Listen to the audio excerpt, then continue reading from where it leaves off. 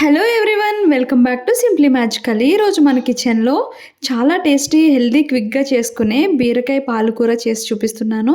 ముందుగా ఒక కడాయి తీసుకొని కడాయిలో 3 టేబుల్ స్పూన్ ఆయిల్ని యాడ్ చేసుకోండి. ఆయిల్ వేడయ్యాక ఇందులో 3 వెల్లుల్లి రెబ్బల్ని యాడ్ చేసుకోండి. మరీ ఎక్కువ వేసుకోవద్దు, ఫ్లేవర్ డామినేట్ చేస్తుంది. వెల్లుల్లి కొంచెం వేగాక కొంచెం జీలకర్రను కూడా వేసుకోండి. 1 టీ స్పూన్ జీలకర్ర వేసుకుంటే సరిపోతుంది.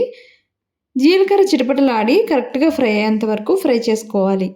ఇప్పుడు ఇందులో 4 మీడియం సైజ్ ఆనియన్స్ని చిన్న ముక్కల్లా కట్ చేసుకొని ఫ్రై చేసుకోవాలి.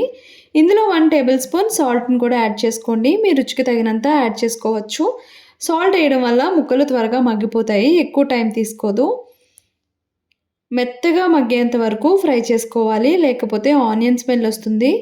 ఎప్పుడు బీరకాయలు కేజీ బీరకాయలకి ఈ ఆనియన్స్ కరెక్ట్గా సరిపోతాయి. ఎక్కువ కానీ వేసారంటే కూర తీపొచ్చేస్తుంది, చూసుకొని యాడ్ చేసుకోవాలి. ఇప్పుడు ఇందులో కొంచెం కరివేపాకును కూడా వేసుకొని ఫ్రై చేసుకుందాం.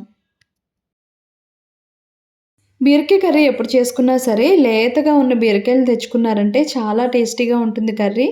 ఇప్పుడు ఇందులో కేజీ బీరకాయల్ని ఇలా తోలు తీసుకొని ముక్కల్లా కట్ చేసుకొని యాడ్ చేసుకుందాం. ఇప్పుడు ఇందులోనే 3/4 టేబుల్ స్పూన్ పసుపును కూడా వేసుకుందాం.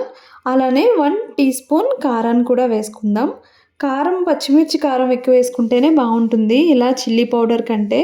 బీరకాయ కర్రీలో కారం ఎక్కువ వేసుకున్నారంటే మీకు టేస్ట్ మారిపోతుంది. ఎక్కువ శాతం పచ్చిమిర్చితో కుక్ చేసుకుంటేనే రుచి వస్తుంది.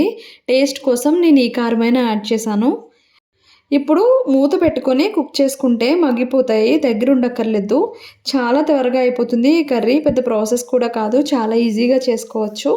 ఇప్పుడు మూత పెట్టుకొని కాసేపు మగ్గించుకుందాం. మధ్య మధ్యలో మూత తీసుకొని కలుపుకుంటూ ఉండండి, కింద మాడిపోకుండా చూసుకోవాలి. అండ్ ఇందులో వాటర్ వేసుకోవాల్సిన అవసరం లేదు, బీరకాయలోంచే చాలా వాటర్ వస్తాయి.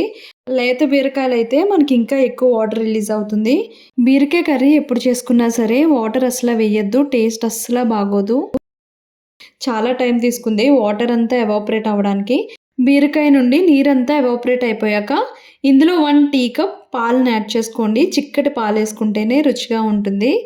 ఇలా వేసుకున్నాక మళ్ళీ లో ఫ్లేమ్లో పెట్టుకొని దగ్గర పడేంత వరకు కుక్ చేసుకోవాలి. ఇలా పాలుతో కుక్ చేసుకోవడం వల్ల కర్రీ చాలా కమ్మగా రుచిగా ఉంటుంది. మళ్ళీ మళ్ళీ చేసుకొని తింటారు ఇలా చేసుకొని తిన్నారు అంటే.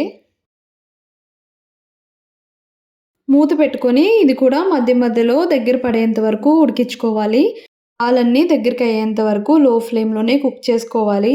ఇలా లో ఫ్లేమ్లో పాలుతో పాటు ముక్క ఉడకడం వల్ల చాలా కమ్మటి టేస్ట్ వస్తుంది. ఇందులో మీ ఇంట్లో మెంతికూర ఉంటే మెంతికూర వేసుకున్నా సరే చాలా టేస్టీగా ఉంటుంది. చూసారు కదా, కర్రీ అయితే రెడీ అయిపోయింది. ఇప్పుడు స్టవ్ ఆఫ్ చేసుకోండి. Thanks for watching my video. నా వీడియో కనుక మీకు నచ్చితే please do like, share and subscribe my channel. And నా లేటెస్ట్ వీడియోస్ నోటిఫికేషన్ కోసం పక్కనే ఉన్న బెల్ ఐకాన్ని క్లిక్ చేయండి. Bye bye, see you soon.